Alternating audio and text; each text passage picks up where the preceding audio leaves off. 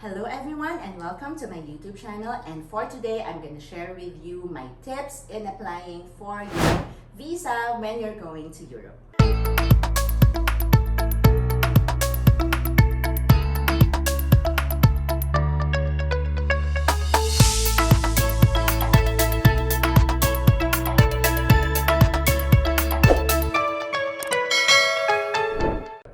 So recently, I traveled to Paris and Croatia for my Young Living Silver Retreat trip, which is an all-expense-paid trip for those who have achieved silvers and above for 3 consecutive months. And so for that trip, I had so many experiences that I learned lessons from. It was an amazing trip, super saya, and I had my tribe travel with me. But for this video, I'm gonna share with you paano ba kami nakapunta ng Europe. For us Filipinos, we need to get our visa for us to be able to travel to Europe.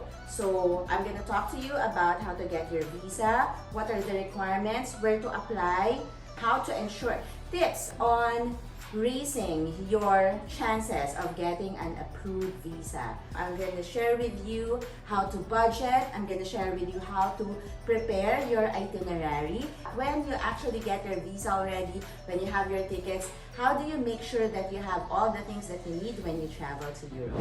Okay, so number one is that if you are watching this and you are a Filipino or you come from a country that requires a visa to go to Europe, then you need to apply. Okay, so for my trip, I had to go to Croatia for a silver retreat.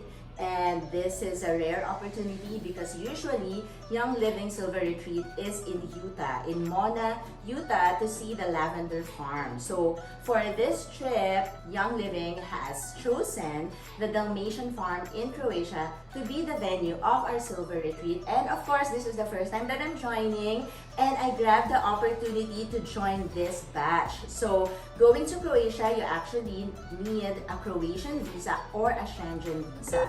So, sabi ni Google, ang tamang pronunciation of this word is Schengen or Schengen. So, if you are getting a Croatian visa, you have to apply at the Croatian consulate or the VFS office here in Manila that processes the applications for visa.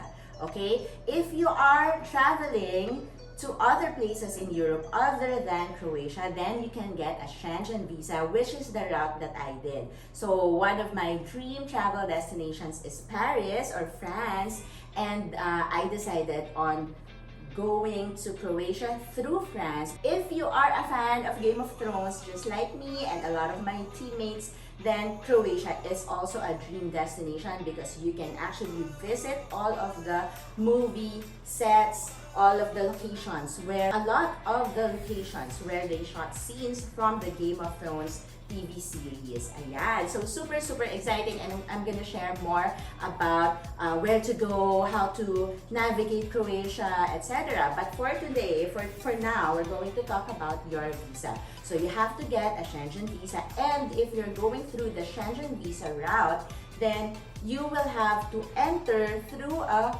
Schengen country first. So you cannot go to Croatia immediately if that's the only visa that you're carrying. Okay, so your choices are 1, get your Croatia visa, or 2, get your Schengen visa. And if you're opting for number 2, you have to pass through a Schengen country first before going to Croatia.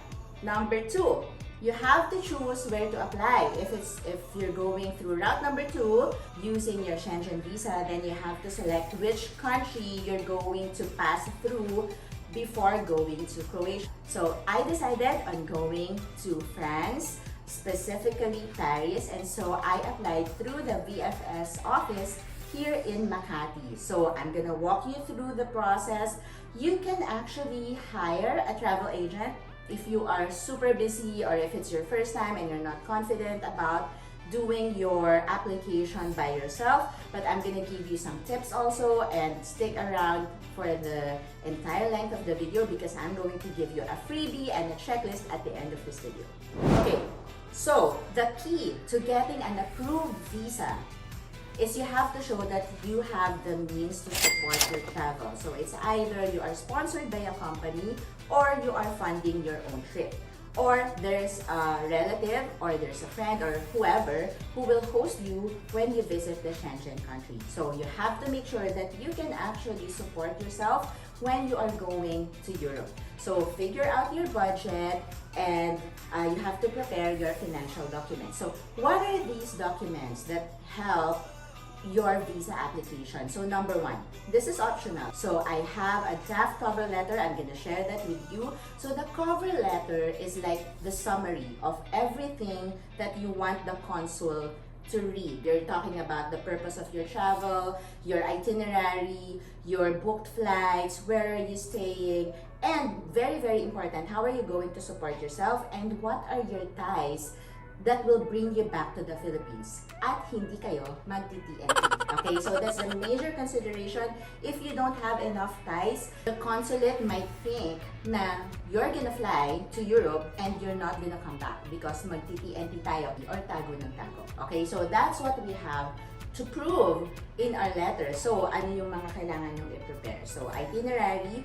It doesn't have to be your final itinerary. You can change your mind at any time, but for purposes of showing what you're gonna do in Europe, then you have to prepare your itinerary. And I am sharing a copy of my itinerary so that you can copy this and you can use it as template when you prepare your own itinerary. It's down below, all right?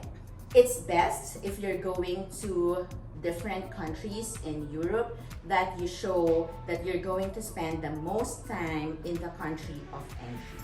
Ayan. So, what I did with my itinerary is that I am spending the most time and doing all of my tours, etc. in Paris, which is also what I did. Okay? You have to prepare your financial documents. So how do you show that you can actually support your travel? If it's a sponsor, then you have to get your sponsorship letters. It might be an employee certification, etc.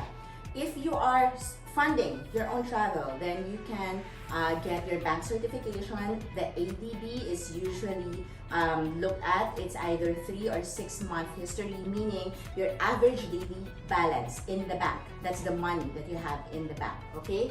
Credit card statement that will show, because you can actually support yourself through a credit card. So your credit card statement, the properties and investments that you own here, your employment certificate, your monthly income, your ITR, your SEC or DTI registration. So all of these things show that you have the financial capacity and also your ties to come back. So me as a mom, I also put it there in my documents that I have 2 kids who go to school here in the Philippines and who will not be coming with me on my trip. So they know that I'm gonna come back because I have my 2 kids here.